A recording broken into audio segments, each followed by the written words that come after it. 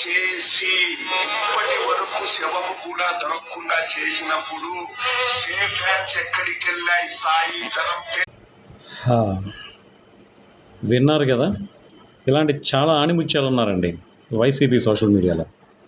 అరే బాబు, ఇప్పుడు సాయిధరం చేసే సేఫ్ హ్యాండ్స్ అంటే అర్థం ఏంటి తెలుసా నీకు?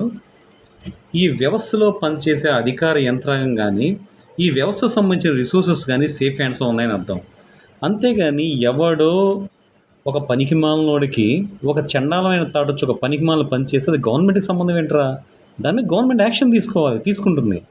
కానీ అంటే ఇంట్లో మొగుడు పిల్లలు కొట్టుకున్నా కూడా అది గవర్నమెంట్ విషయం ఎందుకు అవుతుందిరా? అట్లాగే గుడ్లవల్లేరు కాలేజీలో అమ్మాయిల వీడియోలు తీస్తే అది జనరేషన్లో వస్తున్న వికృతమైన మార్పు. దానికి గవర్నమెంట్ కారణం ఏంటి? దానికి గవర్నమెంట్ సేఫ్ హ్యాండ్స్లో లేదు ఈ గవర్నమెంట్ అని చెప్పి మీ స్టేట్మెంట్ ఏంట్రా? అసలు మీకు బుర్రని మాట్లాడుతున్నారా?